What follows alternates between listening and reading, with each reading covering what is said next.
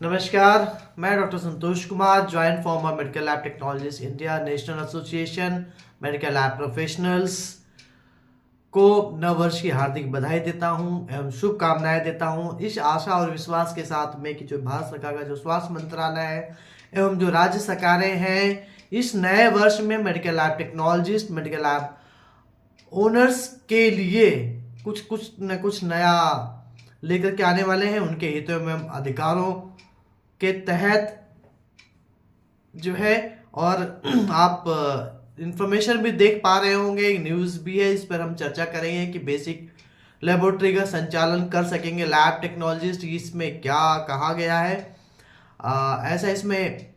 इस नए नव वर्ष में 2026 में ऐसा क्या होने वाला है जो कि बेसिक लैब का संचालन मेडिकल लैब टेक्नोलॉजिस्ट कर सकते हैं। इसके बारे में आपको मैं कुछ इंफॉर्मेशन प्रदान करता हूं कि जैसा कि आप सब लोग जानते हैं कि जो मेडिकल लेबोरेटरीज हैं उनका रजिस्ट्रेशन क्लिनिकल एस्टेब्लिशमेंट एक्ट में के तहत किया जाता है, जो कि भारत सरकार का बनाया हुआ एक एक्ट है और बहुत सारी राज्य सरकारों ने इस क्लिनिकल एस्टेब्लिशमेंट एक्ट को अपनाया हुआ है। इसी के अनुरूप national commission for allied and health care profession, जो कि भारत सरकार के स्वास्थ्य मंत्रालय के द्वारा या उनके अधीन आता है ये कमीशन, और ये कमीशन जो है मेडिकल लैब टेक्नोलॉजिस्ट के साथ साथ जो allied and health care professionals है, जिसमें 52 स्ट्रीम्स के प्रोफेशनल्स, उनके रेगुलेशन के लिए, उनके रजिस्ट्रेशन के लिए, उनके भविष्य के लिए नियम कानून बनाए जाने के लिए ये कमीशन बनाया गया है। और इस कमीशन के द्वारा अन्य राज्यों में भी allied and health care profession council का गठन किया जाना है। जैसा कि आप न्यूज़ देख पा रहे हैं कि बेसिक लैब तो 2018 में भारत सरकार के स्वास्थ्य मंत्रालय ने क्लिनिकल एस्टेब्लिशमेंट एक्ट के तहत मेडिकल लेबोरेटरीज को 3 लैब में डिवाइड किया, बेसिक, मीडियम और एडवांस। और इस मार्फत 2018 का एक क्लिनिकल एस्टेब्लिशमेंट एक्ट भी लाया गया, जिसको कुछ राज्यों ने अपने यहाँ उसको का अनुपालन किया और कुछ राज्यों में अभी अनुपालन किसी कारण से नहीं हो सका। तो ये जो बेसिक लैब है, ये बेसिक लैब पूरे भारतवर्ष में, अब जो मेडिकल लेबोरेटरीज हैं, मैं आपको बता दूं कि मेडिकल लेबोरेटरीज का संचालन कुछ अलग अलग प्रोफेशनल्स के द्वारा किया जाता है, जो अलग अलग नियम्स भी बनाए गए हैं। तो मेडिकल लेबोरेटरी, जैसा कि बेसिक, मीडियम और एडवांस की बात होती है, तो मेडिकल लेबोरेटरीज का संचालन के लिए नियम जो है उसका रजिस्ट्रेशन के लिए अलग प्रोफेशनल्स हैं, और जो रिपोर्ट्स पर हस्ताक्षर करते हैं वो अलग प्रोफेशनल्स हैं, और संचालन करने वाले अलग प्रोफेशनल्स हैं।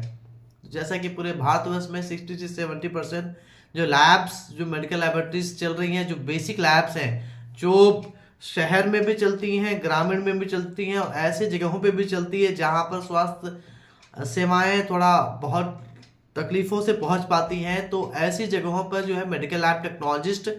के द्वारा, जो कि डिप्लोमा डिग्री या मास्टर डिग्री किए हुए होते हैं, उनके द्वारा बेसिक लैब का संचालन किया जाता है। अभी बेसिक लैब का संचालन के संबंध में जो है भारत सरकार का स्वास्थ्य मंत्रालय नियम बनाने की कोशिश में है कि क्यों नहीं ये बेसिक लैब का संचालन उसका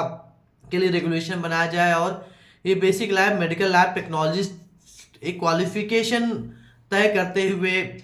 मेडिकल लैब टेक्नोलॉजिस्ट को दे दिया जाए और रूल्स रेगुलेशन के तहत दे दिया जाए। तो ये जो इंफॉर्मेशन आई है, ये joint forum of medical laboratory technologist India का राष्ट्रीय संगठन है, जिसके द्वारा निरंतर पिछले कई वर्षों से प्रयास किया जा रहा है कि मेडिकल जो बेसिक लैब्स हैं वो मेडिकल लैब टेक्नोलॉजिस्ट के को दे दिया जाए, ताकि वो पूरे रूल्स रेगुलेशन को फॉलो करते हुए उसका संचालन कर सके, और इवन जो बेसिक लैब की जो रिपोर्ट्स निकलती हैं उस पर भी हस्ताक्षर करके दे सके, क्योंकि उन्होंने डिप्लोमा किया, डिग्री किया, मास्टर डिग्री, अब तो जो है डॉक्टरेट भी इस प्रोफेशन में लोग हो रहे हैं। तो ये इस संबंध में ही जरूर बहुत ही जल्दी भारत सरकार का स्वास्थ्य मंत्रालय पर एक नियम कानून लेकर के आने वाला है। और जो ये कमीशन है, national commission for allied and health care profession,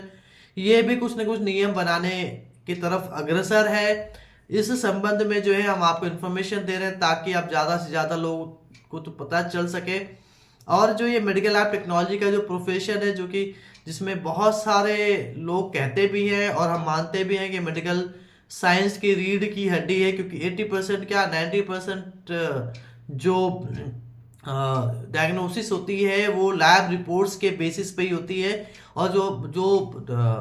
results आते हैं, जो टेस्टिंग होती है उसके जो रिजल्ट्स आते हैं वो मेडिकल लैब टेक्नोलॉजिस्ट के टेस्ट करने के बाद ही आता है। तो ये एक अच्छी खबर हो सकती है इस वर्ष में कि जो बेसिक लैब है उसका रजिस्ट्रेशन मेडिकल लैब टेक्नोलॉजिस्ट से के नाम से होने लगेगा, या बेसिक लैब की जो रिपोर्ट्स है उस पर जो है वो साक्षर करके दे सकेंगे। इसके लिए ये मुहिम joint forum of medical technology, जिसे JFMLT इंडिया कहते हैं, उसके द्वारा चलाया जा रहा है। और इस नव वर्ष में 2026 में उम्मीद है कि सभी राज्यों में allied and health care profession council का गठन कर लिया जाएगा और रूल्स रेगुलेशन बन जाएंगे। बहुत बहुत धन्यवाद।